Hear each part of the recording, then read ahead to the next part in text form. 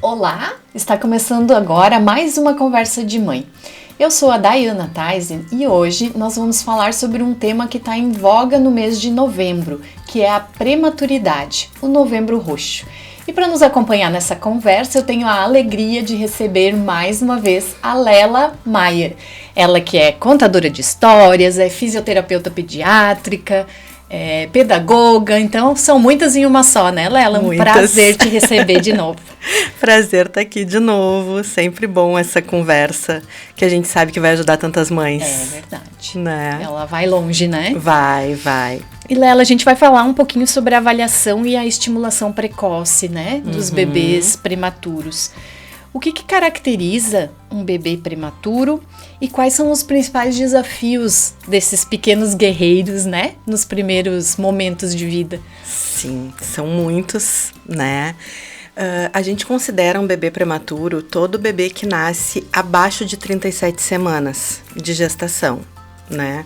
Só que nesse universo dos bebês prematuros, ele pode ser um prematuro, né, assim, de 36 semanas, ou ele pode ser um prematuro de 28 semanas. Que muda muito, né? Que muda muito, porque quanto mais precoce esse bebê nascer, mais difícil é para ele poder, primeiro, para ele poder sobreviver, né, se ele for um prematuro extremo, que é abaixo de 28 semanas. Por quê? Por que é tão delicado esse bebê nascer tão precoce? Porque todos os sistemas e órgãos que estão se formando, enquanto que ele está lá dentro da barriga da mãe, ele está recebendo o alimento da mãe, o oxigênio da mãe, ele está num ambiente protegido, líquido, que os sons chegam muito abafados, que não tem luminosidade. Então ele tem um espaço fisiológico ideal para ele se desenvolver, para o sistema nervoso se desenvolver, para o sistema cardiovascular, para o sistema respiratório.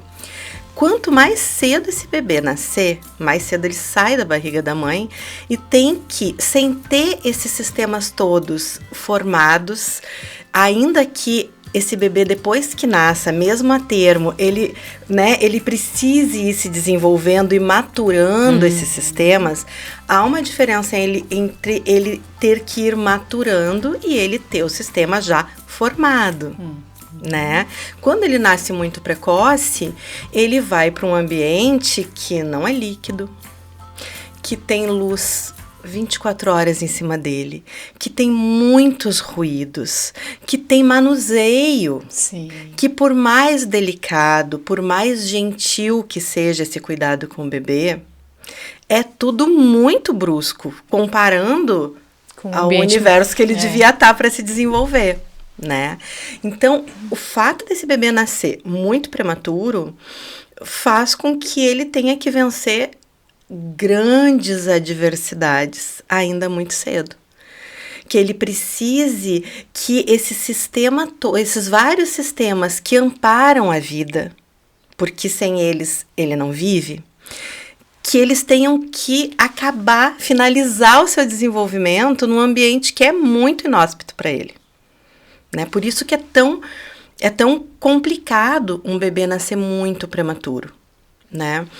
Abaixo de 37 semanas, um bebê que nasce com 36 semanas e 5 dias, ele já é considerado prematuro.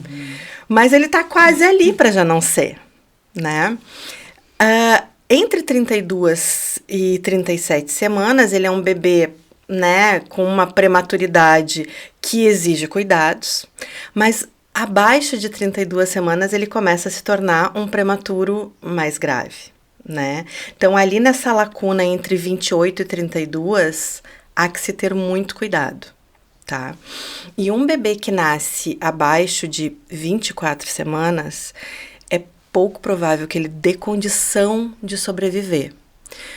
Por quê? Porque é muita imaturidade e a gente não vive sem respirar. O sistema respiratório, ele ainda não tem formação mínima de alvéolos e surfactante, que é um líquido que permite que os alvéolos fiquem abertos, para que ele possa, mesmo na UTI, receber suporte ventilatório. Porque o alvéolo é aquela partezinha lá dentro do pulmão que faz as trocas gasosas. Se ele não tem condição de troca, é pouco compatível com a vida, né? Por isso que quanto mais prematuro, mais delicado, para que ele consiga ter condição de sobreviver, mesmo recebendo o aporte, né? E num prematuro extremo, que a gente vai pensar ali de 28, né?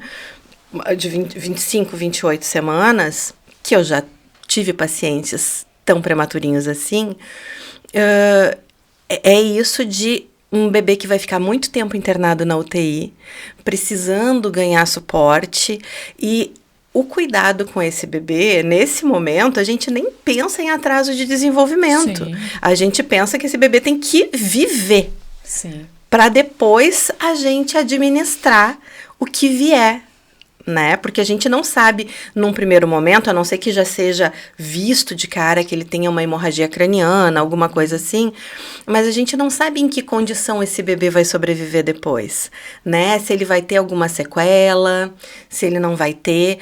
É claro que ele tem mais probabilidade, porque tendo os sistemas todos muito frágeis, né? Ele tem muito mais probabilidade, por exemplo, de fazer uma hemorragia, né? E acabar fazendo uma lesão encefálica. Mas mesmo que a gente pense numa lesão encefálica, depende do tamanho da lesão, da área da lesão, né? E com relação a essa prematuridade também, que a gente falou mais do sistema respiratório, mas o sistema neurológico também dá suporte à vida, né? Sim. As regiões ali do tronco encefálico são as que controlam a temperatura do corpo, regulação da frequência cardíaca, a respiração. Então, quando todas essas áreas são muito imaturas, esse bebê também tem muita dificuldade de conseguir com que o seu corpo funcione idealmente, né, para a vida. Então, é um universo, precisam muitos profissionais para poder olhar para esse bebê. Quanto mais prematuro, mais uma equipe dentro da UTI é necessária para que possa pensar esse bebê no todo e, ao mesmo tempo, priorizando o que é urgente agora. Não é à toa que são chamados de pequenos guerreiros, né? Sim. Que é uma luta pela vida. É uma luta pela vida. Imagina, tão precoces, né? Tão pequenos e já passar por tudo isso. E como que age a fisioterapia pediátrica? Tu faz o acompanhamento no próprio hospital, daí, nesses prematuros que ficam internados em UTI? Sim. Eu sou uma fisioterapeuta ambulatorial, embora já tenha passado pela UTI como fisioterapeuta e como mãe também, né? Mas a fisioterapia entra desde o início. Depende do hospital, a equipe de fisioterapia tem, né, funções diferentes, porque depende de como a equipe do hospital entende o serviço e, né, trabalha com o serviço de fisioterapia. É claro que logo no início a gente é muito restrito ao manuseio, porque um bebê muito prematuro, quanto menos movimentar, melhor. Porque a gente tem que pensar que para um bebê prematuro, uma troca de fralda é uma perda de calorias imensa. E é um bebê que não tem como receber um grande aporte calórico. Então, toda perda de caloria é delicada para um bebê muito prematuro. Então, quanto menos manuseio, melhor. Então, o fisioterapeuta, nessa situação, ele acaba trabalhando muito nesse iniciozinho com as posturas, né? E em algumas situações, junto com a equipe de enfermagem vai, por exemplo, fazer a troca de fralda e a gente já nisso postura o bebê. Já aproveita o movimento ali. Já aproveita. E daí tu pode pensar, tá, mas vai só mudar a posição do bebê? Mas dependendo da posição do bebê, ele pode ter uma melhor condição respiratória ou um trabalho respiratório que limite muito a capacidade dele ventilar. Porque é isso que eu disse, ele não pode ter trabalho nenhum, porque o corpo dele não está preparado para ter trabalho ainda. Então, tudo é muito delicado.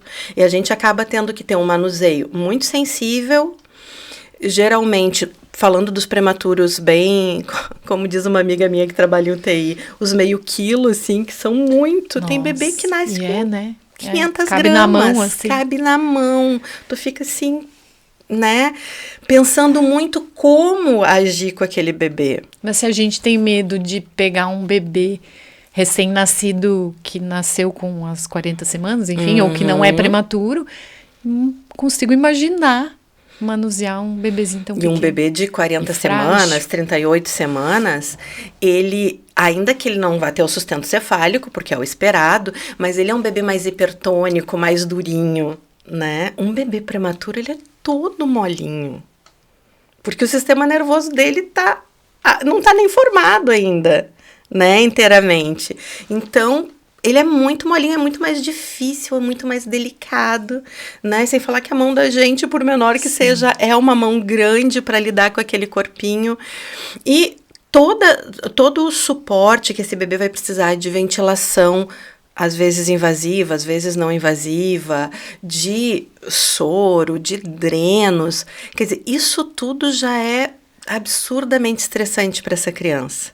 Então, o trabalho do fisioterapeuta nesse momento é muito olhando para a ventilação desse bebê, né, ajudando os médicos a pensar o suporte ventilatório e fazendo os manuseios muito sutis, principalmente dentro das trocas de postura, de como posicionar esse bebê para ele ventilar melhor e o sangue circular melhor também, porque é isso, é suporte à vida.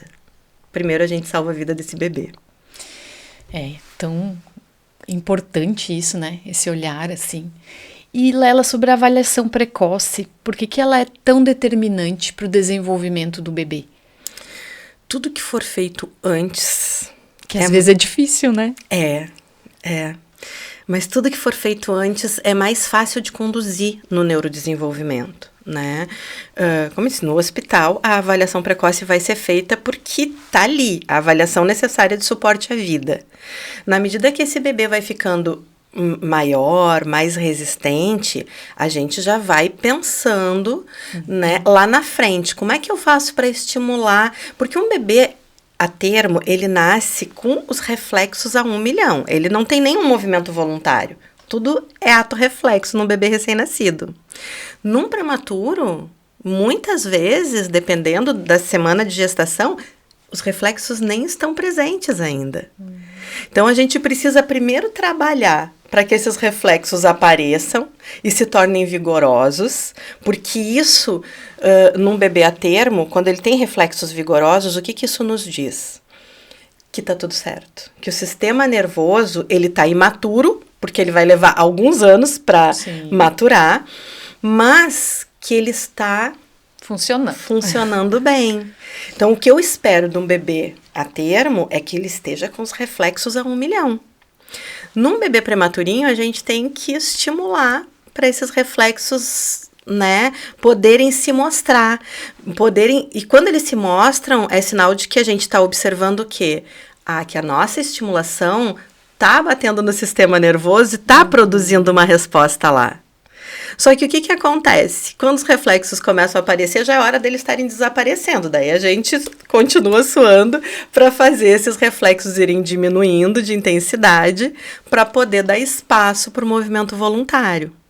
Então, o fisioterapeuta que trabalha com pediatria, seja no hospital, óbvio, precisa saber muito das questões clínicas, né, fisiológicas desse momento da prematuridade.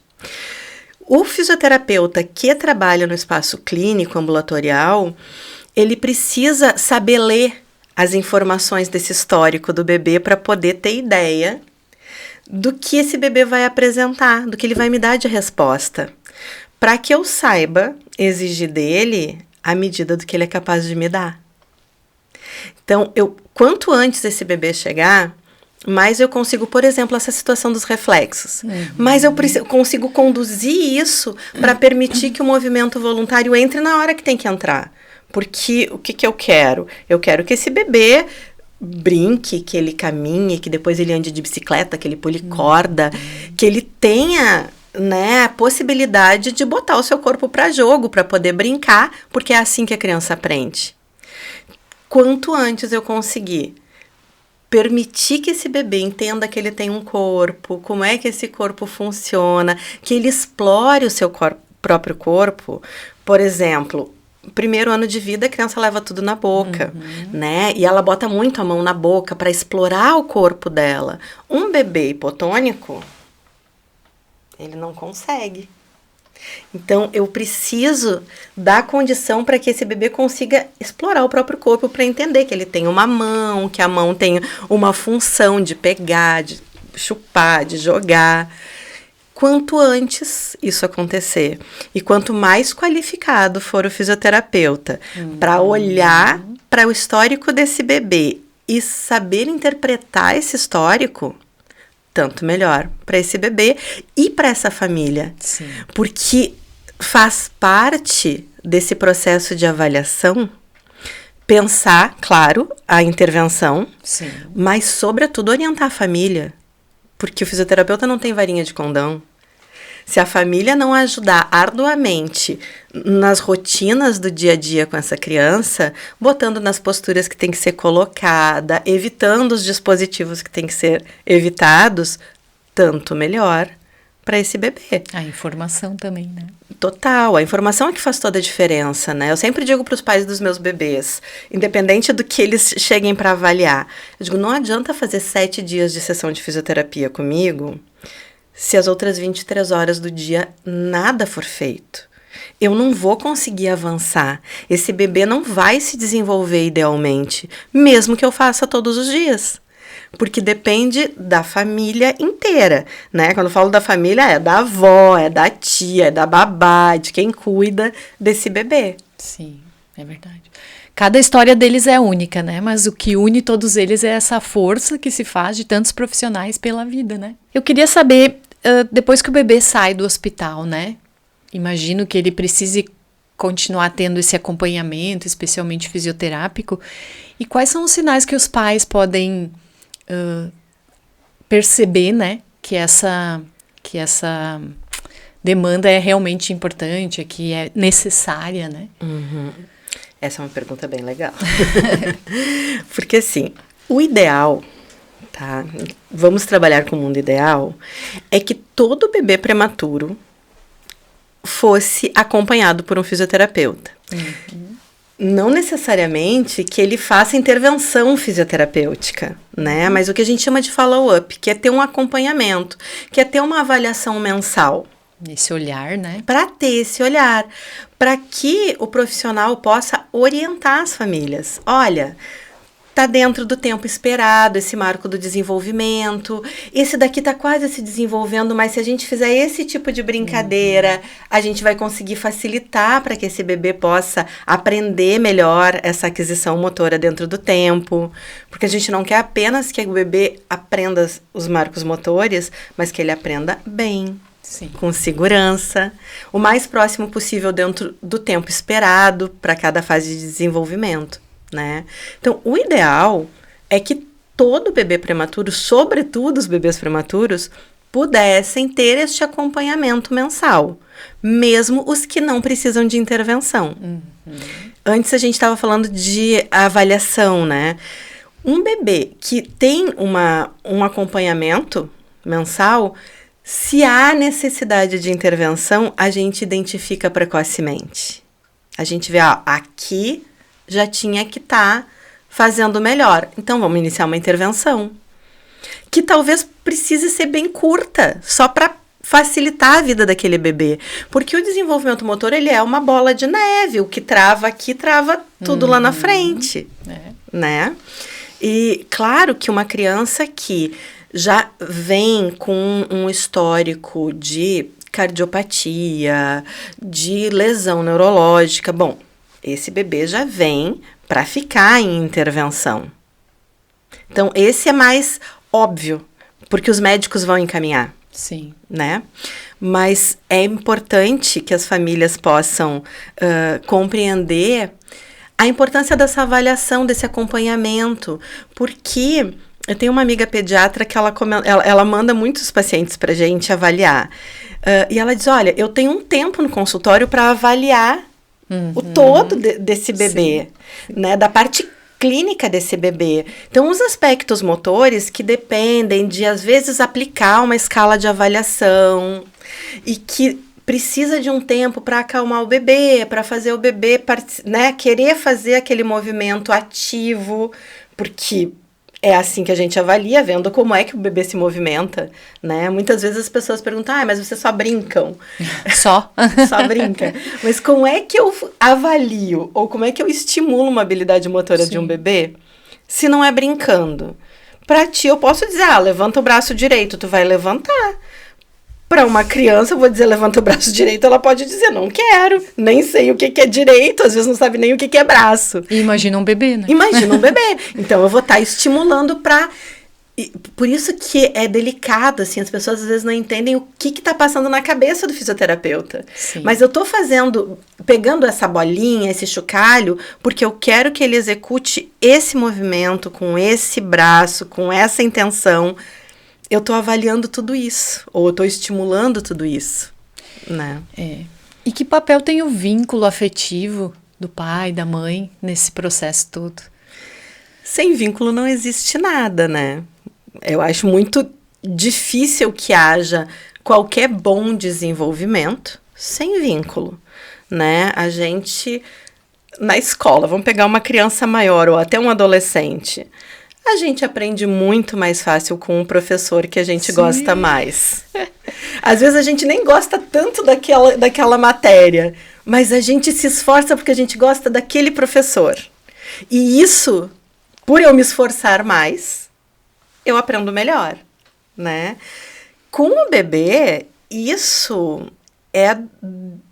O vínculo com o bebê, ele é vital, porque ele precisa do adulto para sobreviver, né? O bebê precisa ser alimentado, o básico, ser alimentado e higienizado, porque sem isso não existe vida biológica, certo? O bebê morre, aquele organismo vivo morre. Mas para aquele organismo vivo, ele se mantenha para além do biológico, para que ele seja um ser social, ele precisa de vínculo. Ele precisa de um adulto que dê colo. Afeto, ele precisa de um adulto que dê afeto, que nomeie o mundo para ele. Porque a gente sabe que o rosa é rosa, que o verde é verde, que o copo é copo, que o pé é pé, porque alguém nomeou isso muitas vezes pra gente. E a gente pode dizer que isso é tão importante quanto a necessidade básica, né? Sem dúvida. Né? Porque eu quero um bebê, né? Todo mundo deseja um bebê que possa se comunicar, que possa se relacionar. E veja bem, eu nem tô falando que a gente quer um bebê que não tenha nenhum contratempo, que seja um bebê neurotípico. Porque eu também fui uma mãe neurotípica. E para mim o que era fundamental... Eu sabia que meu filho não caminharia, mas eu queria que ele se comunicasse comigo, né? Porque é isso que nos torna humanos. Outros animais também caminham e não são humanos. O que nos faz humanos é justamente essa capacidade de se comunicar nesse outro nível que os outros animais não conseguem, né? De entender o que é o afeto e a falta do afeto, de poder entender que eu sou um ser nesse mundo, né? Os outros animais, o cachorro, e amo o cachorro, ele só é, entendeu? Ele não pensa que ele... quanto tempo será que eu ainda tenho de vida? Não é uma questão para o cachorro, né? Para o bebê também não é, mas para quem cuida do bebê é. E eu acho muito interessante, assim, pensando do ponto de vista até da psicomotricidade, nisso de o que nos faz humanos, e tem tudo a ver com o vínculo, que é, se a gente pensar num bebê cachorro ou num bebê potrinho, ele nasce e ele fica em pé horas depois. Já sai bem dizer andando, né? O bebê humano leva 1 ano para ficar em pé. Assim, num bebê que nasceu a termo, foi bem estimulado e precocemente ficou de pé 9 meses. Mas pelo menos 9 meses. Comparado com as horas do bebê potrinho, sim. Né? E eu penso... isso é coisa minha, tá? Da física que também é pedagoga. Eu penso que esse cuidado tão intenso que o bebê humano precisa, de vínculo, de cuidado, porque a gente não troca a fralda automaticamente. A gente conversa, a gente afina a voz, a gente fala tati-bitati, a gente canta musiquinha. Esse vínculo e esse tempo que demora para o bebê humano se desenvolver é o que faz ele humano. É o que nos faz humanos, porque fomos bebês, né? Então, quanto de maior qualidade for esse vínculo e esse cuidado, e veja bem, maior qualidade não é encher o bebê de presente, né? É muito diferente, nem né? de hiperestimular, é de fazer a coisa certa, no tempo certo, e saber o que exigir desse bebê, né? Para saber que, assim, ó, ele não dá conta de fazer isso ainda, então vamos respeitar. E já era para estar dando conta, não está dando conta, vamos pedir ajuda para entender como eu posso ajudar esse bebê. Isso é cuidar, né? E quanto melhor for esta qualidade de cuidado, sim, seja do bebê prematuro, seja do bebê a termo, tanto melhor o desenvolvimento desse bebê. Se para o bebê a termo isso é fundamental, imagina para o prematuro. E Lela, a gente falava um pouquinho antes dos marcos do desenvolvimento, né? Dos bebês, especialmente dos prematuros. E eu queria que tu falasse um pouquinho pra gente sobre isso e também sobre a idade corrigida, né? Que é uma coisa que a gente escuta muito, mas talvez não tenha essa clareza. O que é a idade corrigida? E é fundamental, principalmente para as famílias e para os adultos, de um modo geral, que cobram muitas vezes das famílias, entender o que é a idade corrigida. Porque uma coisa é a idade cronológica, né? Eu nasci dia 29 de novembro de 1971. Estou quase fazendo 54 anos. Essa é a minha idade cronológica, certo? Um bebê que nasceu hoje, 31 de outubro, daqui a um ano vai estar fazendo 1 ano. Independente de ter nascido prematuro ou não, a festa de 1 ano vai acontecer a partir da data que ele nasceu. Cronológico. Cronos. Tá no calendário e tá no relógio. Só que se esse bebê é prematuro, a idade... Aí a gente vai ter que fazer a idade corrigida dele, para poder entender como é que esse bebê pode estar se desenvolvendo. Por exemplo, o bebê a termo é um bebê que se espera de 40 semanas. Então, a idade corrigida, ela pega essas 40 semanas para fazer o cálculo. Então, é um cálculo. Do quanto faltou até as 40 semanas. Do quanto faltou. Então, um bebê de 32 semanas, né? 40 semanas menos 32 semanas. 8 semanas. 2 meses. Né? A gente tem que pensar que 2 meses de 9 é muita coisa. Nossa. Então, eu preciso entender que um bebê de 10 meses... que nasceu de 32 semanas, ele deve estar me apresentando as habilidades motoras, sociais, linguísticas de um bebê de 8. Então, simples assim. Simples assim. É 40 semanas menos o número de semanas, né, que o bebê nasceu. Aquilo ali é a brecha que a gente vai ter que trabalhar, entendendo que tem que dar esse direito, né, de defesa para o bebê. E tranquilizar também, né, para não esperar uma coisa que no momento ele não consegue entregar. Exato, ele não dá conta. Porque, gente, além disso tem que botar no cálculo que esse bebê nasceu imaturo. Sim. Ou seja, ele vai ter que fazer muito mais esforço, muitas vezes, para conseguir dar conta da mesma tarefa. Né? E daí, quando a gente fala de idade corrigida, uma coisa que a gente estava comentando no intervalo, que é, por exemplo, da introdução alimentar. Não vai ser no mesmo tempo. Se espera que um bebê que nasceu a termo faça introdução alimentar entre 6 e 7 meses, o bebê que nasceu 2 meses, 3 meses antes, ele vai fazer a introdução alimentar muito mais tarde. Por quê? Porque os sinais de prontidão necessários para a introdução alimentar vão se apresentar mais tarde também.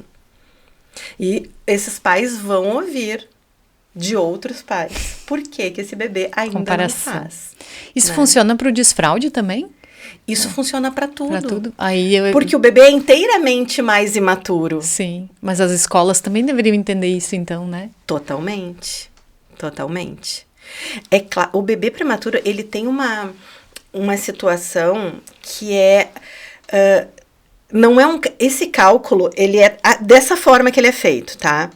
Mas o bebê, ele não vai se desenvolvendo linearmente. Sim. Porque ele vai convivendo com outros bebês, ele vai sendo estimulado. Tem bebê que vai ser mais estimulado, tem bebê que vai ser menos estimulado. Tem bebê que vai ser estimulado de uma forma equivocada e tem bebê que vai ser estimulado de uma forma ideal. Então, essa conta também vai além do cálculo corrigido. Sim. É muito comum que os bebês prematuros, que são bem conduzidos, tenham aspectos, principalmente falando do aspecto motor, que seja da idade cronológica e outros da idade corrigida, porque ele vai se desenvolvendo do jeito que ele consegue a partir das informações que ele recebe. Então, às vezes, para algumas coisas ele já dá conta, para outras ele ainda não dá. Mas a gente precisa entender que ele não tem que dar conta de tudo. Sim, e que tá tudo certo. E que tá tudo certo, né? E que se absolutamente ele não dá conta, há que se investigar por que ele não dá conta. Será que alguma coisa das questões clínicas que não foram evidenciadas lá no tempo que ele estava na UTI, né? Porque apareceram depois, não foram observadas ainda? Então a gente vai ter que investigar. E o que no teu ponto de vista assim merece mais atenção, que é o que mais destaca? Os aspectos motores são bem evidentes, né? É uma das balizas, assim, talvez porque os adultos observem muito mais para isso, né? E com as redes sociais observam muito mais e bem pior muitas vezes. Comparam muito mais. Porque comparam demais. E então, os aspectos motores gritam aos olhos. Por outro lado, gritam aos olhos e muitas vezes as famílias, por falta de informação ou porque às vezes é duro de olhar mesmo para a realidade, ficam negando. Tipo, por exemplo, o Bruços, que toda vez que eu venho a gente fala do Tummy Time, né? Sim. Todo mundo adora dizer que fisioterapeuta da hora falar de Tummy Time. E que antigamente não se falava de nada disso. Mas, como eu já disse, antigamente não tinha esse monte de tralha que hoje o mercado produz para atrasar o desenvolvimento dos bebês. Comercial, né? Total. Então, gente, pelo amor de Deus, gente, bebê prematuro só precisa de um tatame para ir pro chão brincar. Não precisa de andador, não precisa de jumper, não precisa de poltroninha para sentar, porque daí as famílias ficam angustiadas que o bebê ainda não senta. Querem ajudar. E querem ajudar. Mas, como é que se ajuda um bebê a sentar? Fazendo ele rolar e pivotear. Porque vou pedir ajuda para a Rita. O que acontece? Para o bebê sentar, ele tem que ter força. A Rita não para. A Rita não tem a força ainda. Ela não tem força ainda de tronco. Imagina, Dai, se a gente ganhasse força de tronco, nós duas aqui, sentadas. Ninguém precisava ir para academia malhar, entendeu? A gente ganha força como? Usando os músculos. Como é que um bebê ganha força nos músculos do tronco? Rolando e pivoteando. O pivoteio é esse rolar assim, em torno do próprio umbigo. Porque aqui ele tem que usar os músculos. Para fortalecer. Aqui ele tem que usar abdominal. Que depois ele vai precisar desse abdominal para fazer o quê? Para vir sentar. A ginástica já começa ali, né? Exatamente. Ou seja, não é botando um bebê sentado numa poltroninha que ele aprende a sentar. É ajudando ele a usar o seu corpo no chão. Porque é do chão que a gente depois vai levantar. Esse bebê não é um astronauta. Então, a gente precisa da condição dele estar confortável no chão.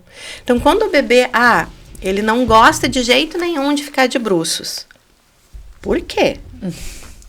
A gente tem que saber por que esse bebê não gosta de ficar de bruços. Porque um bebê que tá tudo correndo bem, ele não tem por que negar. Né? Um bebê que tá tudo correndo bem, ele não vai ter preferência de posição da cabeça, ele não vai ter preferência de mama, ele não vai ter problema para ficar de bruços. Se tem alguma coisa, precisa investigar. A fisioterapeuta vai resolver sempre? Nem sempre. Às vezes eu vou precisar que outro profissional avalie esse bebê. Então, o que acontece com bebês que eu acompanho, quando eu vejo que, tô precisando da avaliação do oftalmo. Tô precisando da avaliação da gastropediatra, porque eu preciso saber se tá acontecendo alguma coisa aqui. O que eu faço? Já ligo pro profissional, mando o que eu observei, às vezes imagem da avaliação, porque é isso, a físio tem mais tempo de estar com esse bebê no chão. Eu já facilito a vida do profissional, que vai avaliar, e digo, tu pode me ajudar dar uma observada nisso daqui pra gente tentar chegar numa hipótese razoável para o que tá acontecendo? Então, quando a gente fala desse acompanhamento precoce, é porque o profissional precisa ser qualificado para poder fazer esse diálogo com os outros profissionais, né? Que pode ser uma gastropediatra, que pode ser uma fonoaudióloga, que pode ser uma terapeuta ocupacional, um ortopedista pediátrico, enfim, né? Porque muitas vezes vai ser necessário essa rede. Sim, uma rede de apoio. Total. Multidisciplinar. Sim. Lela, eu queria que nos explicasse também o que os pais precisam saber, o que é essencial a família saber para essa estimulação dos bebês prematuros. Para poder entender, né? Vou pedir ajuda para a Rita de novo. Tanto para os prematuros quanto para os bebês a termos, né? Que é isso, infelizmente, na DAI a gente vive esse momento que todo mundo diz que tem que respeitar o tempo do bebê. Mas nem sempre é assim. Para justificar quando o bebê não faz algo que deveria estar fazendo. Mas os adultos não respeitam o tempo do bebê quando é para botar ele sentado numa poltroninha com 3 meses de idade. Então, assim, tem que haver coerência no discurso. Ou é para respeitar ou não é para respeitar, né? Não adianta tu não respeitar o tempo do bebê quando ele ainda não tinha que estar fazendo uma tarefa, achando que antecipando uma postura, tu vai ajudar ele a caminhar antes. E daí a gente deveria se perguntar por que mesmo que o bebê tem que caminhar antes, né? Que pressa é essa que depois a gente fica dizendo, ai, que saudade de quando era pequeno. Deixa o bebê ser bebê, né? Então, acho que essa é uma das coisas que os adultos precisam tomar atento na vida, né? Isso para qualquer bebê, né? Para qualquer bebê. Para qualquer bebê.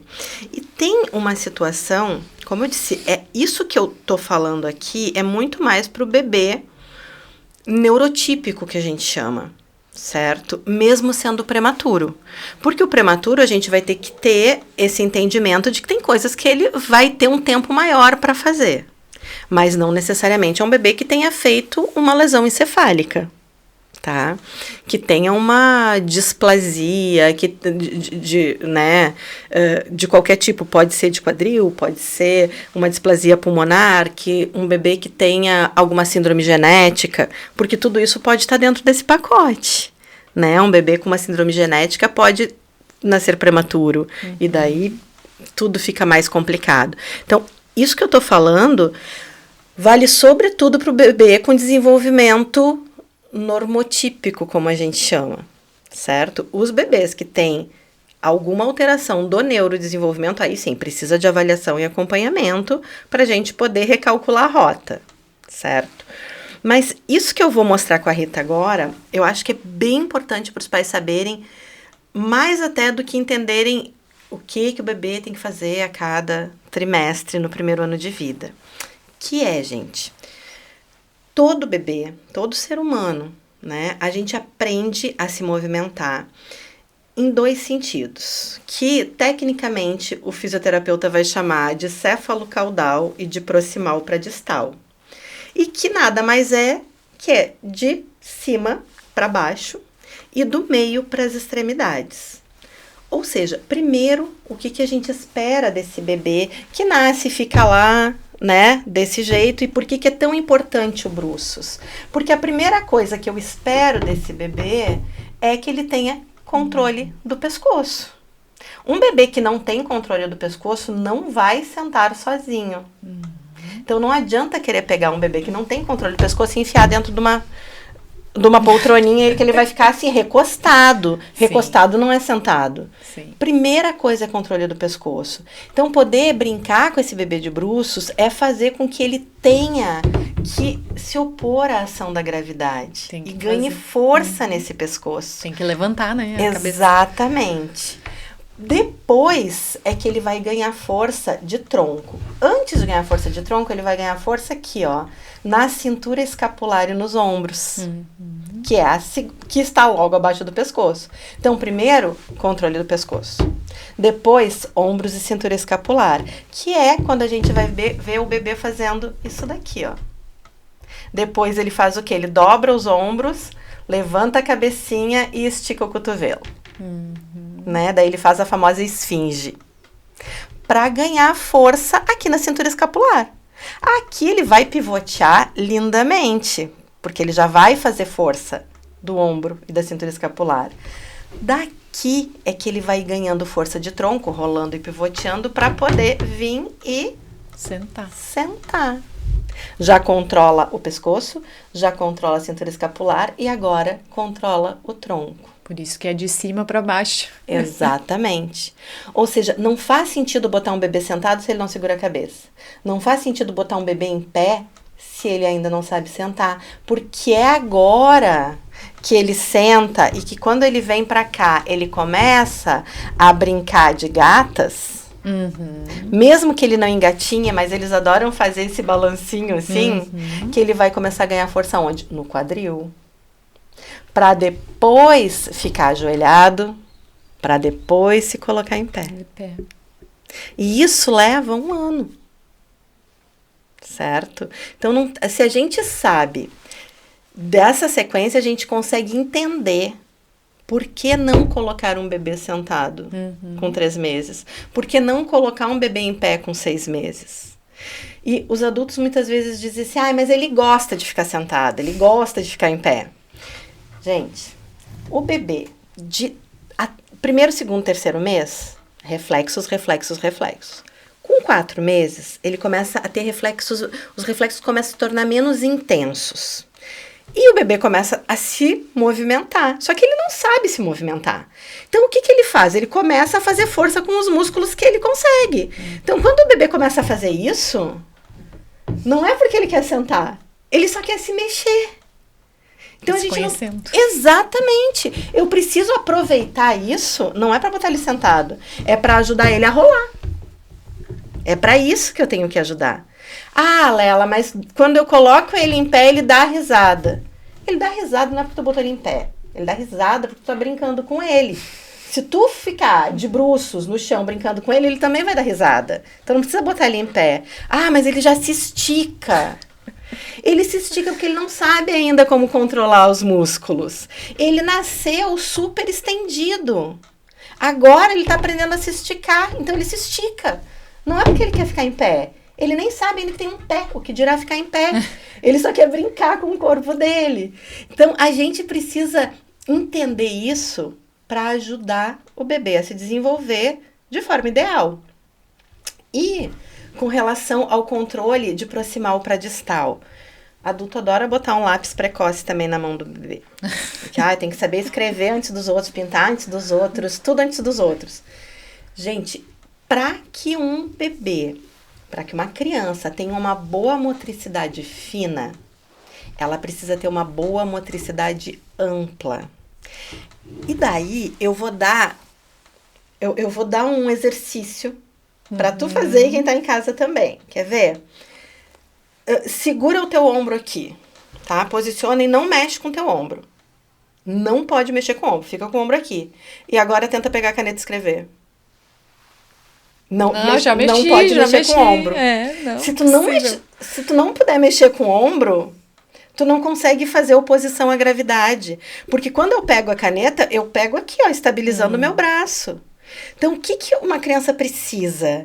E na educação infantil tem que ser trabalhado. Motricidade ampla. A criança tem que arremessar brinquedo, arremessar bola, trabalhar com o braço grande, pular corda, pular no mesmo lugar, chutar bola.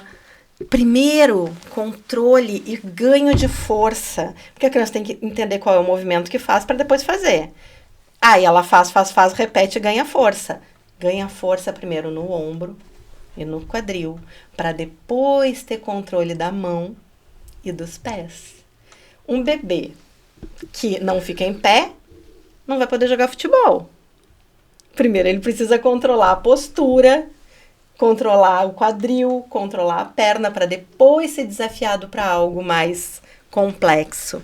Então, poder entender que todo neurodesenvolvimento acontece de cima para baixo e do meio para as extremidades, mesmo que você não saiba qual habilidade motora o bebê deveria estar realizando naquele momento, já te ajuda a saber qual habilidade motora não incentivar naquele momento, porque ainda não é o tempo. Né? Eu acho que isso faz todo sentido, faz né? Faz todo sentido. E é isso que a gente fala toda vez que eu venho te visitar. Informação é o que muda a vida. A gente precisa reforçar isso, né? Exatamente. Eu queria agora falar um pouquinho com a Lela lúdica. Queria saber, assim, de ti, quais são as lições que tu já aprendeu ou que tu aprende sempre com esses pequenos guerreiros que tu atendes? Eu aprendo todo dia, porque tem muitas coisas na fisioterapia que agora a gente está conseguindo descobrir, mapear com artigos científicos, com pesquisas mais longas, mas que antes o corpo da criança já nos apontava. Então, o fisioterapeuta precisa saber muito e, ao mesmo tempo, ter o olhar atento e escuta atenta para o que a criança mostra.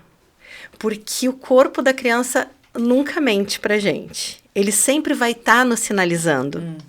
Então, quando a gente está atento, muitas vezes, antes de já ter um artigo que mostre, a gente já sabia que era por ali que a gente tinha que conduzir. Porque a criança nos mostrou. E, com relação até ao brincar, e isso vale daí para as famílias também, a criança muitas vezes aponta a forma de brincar que é interessante para ela naquele momento. E o adulto muitas vezes quer impor a sua forma. Se for uma criança maior e um jogo de regras, então... Tá errado, né? Ou se tu compra um objeto, um brinquedo, que ontem ainda eu estava falando para um grupo de mães, e eu peguei um chocalho e disse, gente, isso daqui é um chocalho porque a gente comprou sendo um chocalho. Para criança, isso daqui pode ser o que ela quiser. E o adulto não tem que ficar ditando a regra. Por isso que os brinquedos não estruturados são tão ricos para a criança. Porque ela pode criar com muito mais liberdade. Não fica dentro da caixinha, né? Exatamente. E o brinquedo estruturado, ela sabe desestruturar. E o adulto pode permitir que a criança desestruture. Porque talvez nesse momento ela não queira brincar do jeito que aquele brinquedo foi feito para brincar. Mas um brinquedo só é brinquedo quando é brincado. Quem vai brincar é a criança. Talvez mais tarde ela brinque com aquele brinquedo com a função que a princípio foi pensada. Mas ela não tem maturidade ainda, né? Por exemplo, eu vou dar um exemplo que diz disso, mas que diz dessa coisa da maturidade, né? E que tá super na modinha, que eu acho que a gente já conversou em algum momento, que é a tal da bicicleta de equilíbrio. Entendeu? Quer dar uma bicicleta de equilíbrio para uma criança de 1 ano de idade? Porque geralmente dão na festa de 1 ano. Ou se o bebê tá com 11, 10 meses e agora vai chegar Natal, ele tá com 11, 10 meses e daí já vai ganhar do Papai Noel uma bicicleta de equilíbrio, né? Tudo bem, pode dar. O que tu não pode é exigir que o bebê já dê conta de subir naquela bicicleta de equilíbrio e sair brincando de Flintstone. Não vai. Por quê? Porque a bicicleta de equilíbrio ela foi pensada para melhorar a habilidade do equilíbrio da criança. Se essa criança ainda não está em pé e não caminha, ela ainda não tem equilíbrio. Não vai ser um suporte para isso também, né? Não vai ser, porque ela desafia, ela não é um suporte, ela é um desafio para qualificar uma coisa que já existe. Se essa coisa não existe, não tem como. Não dá para qualificar, entendeu? Então, ok, você quer dar uma bicicleta de equilíbrio de Natal pro seu bebê de 9, 10 meses, mas não exija que ele ande. E não fique colocando ele na bicicleta de equilíbrio, você empurrando, porque você vai ficar com dor nas costas. Também não precisa, né? Desnecessário. Vai criar 2 problemas. Vai atrapalhar o desenvolvimento do bebê e ainda vai ficar com dor nas costas. Ele pode brincar? Pode. Deixa a bicicleta de equilíbrio ali no chão. Se ele quiser usar de pista de carrinho, Pode ser. Fica a dica. Ela pode ser um brinquedo não estruturado até que ela passe a ter a função quando chegar o momento do bebê usar essa função. Então, nós adultos, enquanto terapeutas, seja enquanto pais, a gente precisa entender esse tempo da criança e permitir que os brinquedos que não foram feitos para aquele fim sejam usados com outros fins. Porque é o que eu não canso de dizer. Um brinquedo numa prateleira é um objeto de decoração. Ele só é um brinquedo quando é brincado. E qualquer coisa, qualquer objeto brincado é um brinquedo. Não precisa ser um objeto de decoração. Nossa, que lindo isso, né? Lela, nós estamos nos encaminhando para o final, mas eu queria deixar aberto para ti mandar uma mensagem para as mães, para os pais, enfim, complementar com algo que tu acha que ainda seja necessário deixar registrado. A palavra é tua. Eu penso que uma das coisas é não se deixem levar por tudo que vocês veem na internet, nem mesmo de profissionais, porque a gente precisa saber que profissional é esse, se ele é um profissional sério e se o que ele diz é coerente e também compatível com o que tu entende como ideal para ti enquanto pai ou mãe. Não fiquem comparando seus bebês com outros.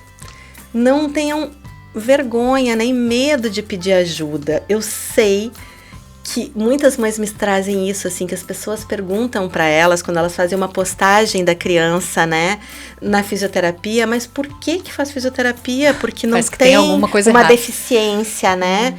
Mas é que a fisioterapia não é só para tratar deficiências, é para prevenir disfunções, para promover uma infância de melhor qualidade, uma maternidade mais leve, porque é isso, esse vínculo também é do terapeuta com a mãe, né? Com o pai também, sim, mas quase sempre são as mães que levam.